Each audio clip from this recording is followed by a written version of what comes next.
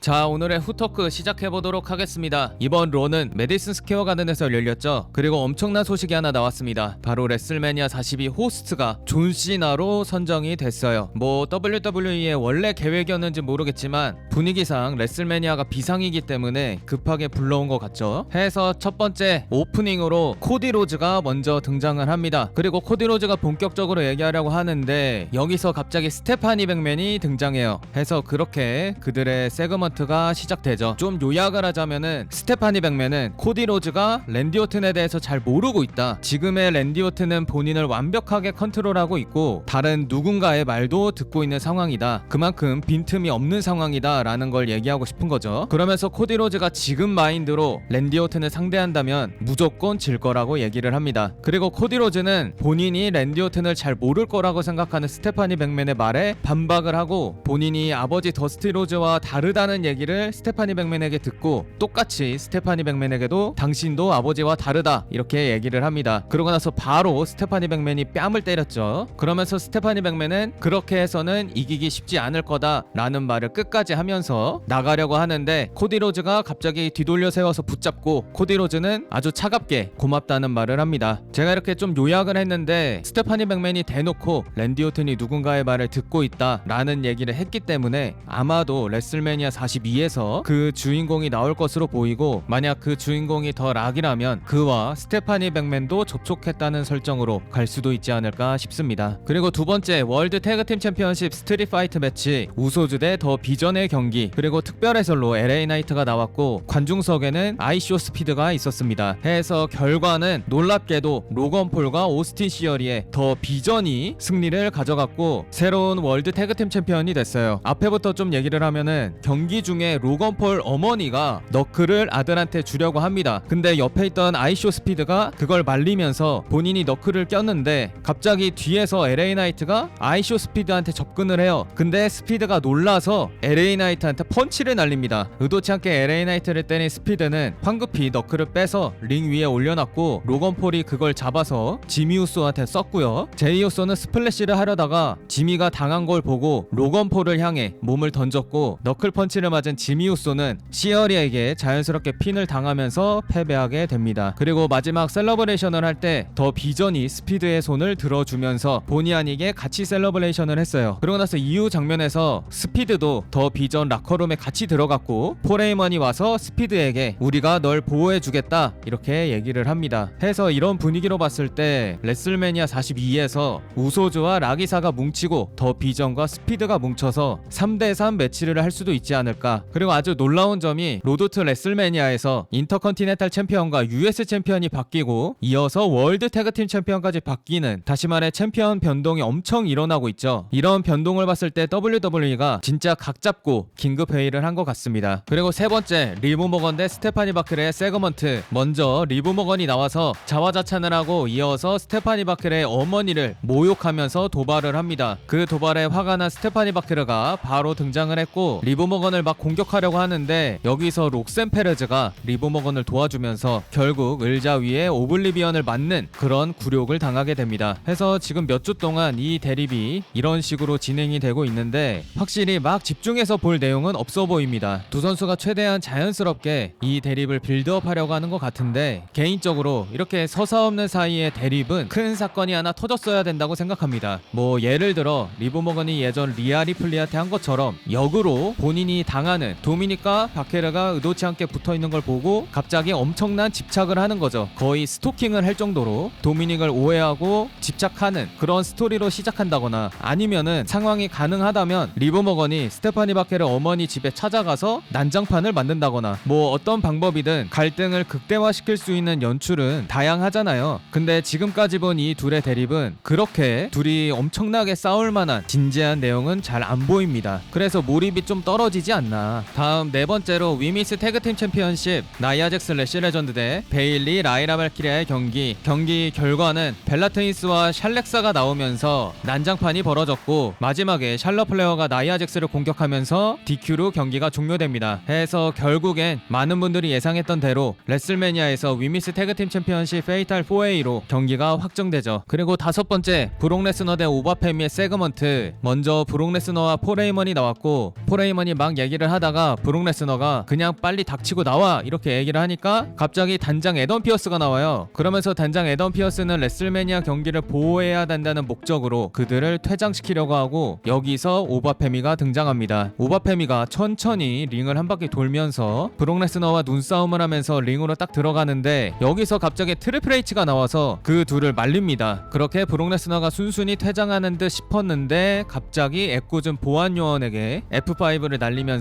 본인의 무력을 과시하죠. 해서 이렇게 트리플 H가 말리면서 이 야수들이 싸우지 않게 됐는데 좀 뜬금없지 않나. 왜냐면은 트리플 H가 각본 수장이지 뭔가 이 대립 안에 들어올 만한 명분은 없다고 생각하거든요. 그냥 레슬매니아 경기를 지키기 위해서 각본 수장이 나왔다 이건데 저는 좀 몰입이 깨지더라고요. 차라리 언더테이커가 종치고 나오는 게 그게 더 둘 사이를 갈라놓는데 좋은 그림이지 않았을까. 그리고 여섯 번째, 핀 벨러와 도미닉 미스테리오의 세그먼트. 이 둘이 직접 만나진 않았고 벨러가 영상 프로모를 통해 본인이 도미닉을 성장시키려고 했던 것에 후회가 된다 이렇게 얘기를 하면서 도미닉이 인컨챔을 잃은 거는 본인이 자격지심이 심한 그런 멍청한 놈이어서 그런 거다 그렇게 얘기를 합니다. 그러고 나서 레슬매니아에서 도미닉을 완전히 꺾어버리겠다고 경고를 하죠. 그리고 이후 장면에 도미닉이 따로 나와서 링까지 가지도 않고 엔트런스 통로에서 벨러 프로모에 반격을 합니다. 해서 이 둘의 빌드업이 이런 식으로 진행되고 있고 제가 볼 때는 주요 대립들 신경 쓰기 바빠서 이 대립은 좀 뒷전으로 밀려난 느낌이 들어요. 그래서 저는 개인적으로 벨러 팬이지만 데몬 벨러가 안 나왔으면 합니다. 그냥 일반 벨러로 싸워서 이겼으면 해요. 왜냐면 데몬 벨러는 어찌됐든 특이한 기믹이기 때문에 이 스토리가 잘 쌓여서 터져야 된다고 보거든요. 근데 지금은 그냥 일반 벨러로도 충분히 도미닉을 꺾지 않을까. 그래서 굳이 데몬이 안 나와도 될 것 같아요. 그리고 일곱 번째 인터컨티넨탈 챔피언십 펜타 대 코피 킹스턴의 경기가 있었고 경기 결과는 펜타가 이기면서 방어를 했습니다. 그리고 경기가 끝나고 나서 펜타가 레슬매니아에서 레더 매치를 통해 본인이 방어전을 치르겠다 이렇게 얘기를 했고 이후 매치 카드로 펜타 대 드래곤 리 대 제보네마스 대 루세프 대 맥도나의 레더 매치가 확정이 나요. 그리고 상황에 따라 코피 킹스턴도 합류할 수 있지 않을까. 왜냐면 코피 킹스턴이 최근 제보네마스를 계속 챙기고 있죠. 그래서 이 레더 매치에서 제보네마스가 챔피언 되는 거를 코피가 좀 도와주지 않을까 싶네요. 그리고 그레이스 월러랑은 멀어질 것으로 보이고요. 이번 경기에서 월러가 개입하려는 거를 코피가 계속 막았죠. 그리고 여덟 번째, 포레이먼 대 세솔로니스의 세그먼트. 이것도 요약을 하자면 단장이 나와서 포레이먼에게 세솔로니스가 지난주에 체포됐지만 풀려났다, 기각이 됐다 하면서 포레이먼 뒤에서 세솔로니스가 나타납니다. 그리고 바로 체어샷을 포레이먼 등에 꽂았고 이어서 커브 스톰프까지 하려고 하는데 여기서 갑자기 군터가 세솔로니스를 끌어내서 슬리퍼 홀드로 세솔로니스를 재워버려요. 그러면서 레슬매니아 로고를 가리킵니다. 그렇게 결국 군터 대 세솔로니스의 경기가 확정이 났고 이 둘의 대립으로 가는 걸로 봐서는 결국 브론 브레이커가 출전 허가를 못 받은 것 같습니다. 아무튼 이렇게 뜬금없이 세솔로니스랑 군터가 붙게 됐는데 지금 둘 다 클린패를 하면 안 되는 상황이라 브론 브레이커가 이 경기에 개입을 해서 군터가 이기게끔 도와주지 않을까 싶네요. 그리고 아홉 번째, 라켈 로드리게스 대 이오 스카이의 싱글 매치가 있었고 경기는 이오 스카이를 방해하라는 명령을 받은 카이리가 아스카에 의해서 강제로 끌려 나옵니다. 근데 이오 스카이가 이걸 보고 카이리 세인을 도와줘요. 근데 정작 본인 경기에 집중을 하지 못해서 라켈한테 태아나밤을 맞고 패배하게 되죠. 해서 결국 이오 스카이와 아스카의 레슬매니아 경기가 잡힐 것으로 예상되고 카이리 세인이 이 레슬매니아에서 그동안 참았던 걸 아스카에게 쏟아내지 않을까 그렇게 예상해 봅니다. 그리고 열 번째, 로만 레인즈와 CM펑크의 세그먼트. 먼저 로만 레인즈가 등장했고 나오자마자 나를 인정하라고 외치는데 여기서 CM펑크가 바로 나와서 로만 레인즈와 난투극을 벌입니다. 그리고 늘 그랬듯 단장이 나왔고 여기서 로만 레인즈가 또 한 번 테이블 파워밤을 하려는데 CM펑크가 여기서 빠져나왔고 이어서 GTS를 날렸고 이후에 CM펑크가 로만에게 테이블 파워밤을 하면서 로만 레인즈를 쓰러뜨렸고 CM펑크는 이후에도 계속해서 로만을 조롱하면서 세그먼트를 마치죠. 근데 저는 이 말리는 사람들이 왜 계속 나오는지 이해가 안 돼요. 이 단장도 그렇고 보안요원도 그렇고 너무 많이 나옵니다. 뭐 오바페미와 브록 레스너 정도 대립이면 보안요원이 막 나와서 단장이 나와서 말리는 게 딱 납득이 되는데 솔직히 이 둘은 그냥 싸우게 놔둬도 되지 않나. 그러니까 저는 이 세그먼트만 말한 게 아니라 그냥 이 단장과 보안요원이 스맥다운이든 로든 너무 자주 나온다고 생각을 합니다. 그냥 가끔 진짜 도저히 말릴 수가 없을 때 그때만 나와도 되지 않나. 왜냐면 말리는 걸 제대로 제대로 말리면 또 모르는데 그 말리는 것도 어색해요. 그리고 뭐 허우적 되면서 이 상황을 진행시키는 게 더 짜칩니다. 해서 이번 로 후토크를 끝까지 얘기를 해봤는데 확실히 WWE가 급하긴 급하구나 라는 생각이 많이 들었고, 아까 얘기한 것처럼 긴급회의를 정말 긴급하게 한 게 딱 티가 나는 그런 로이지 않았나 싶습니다.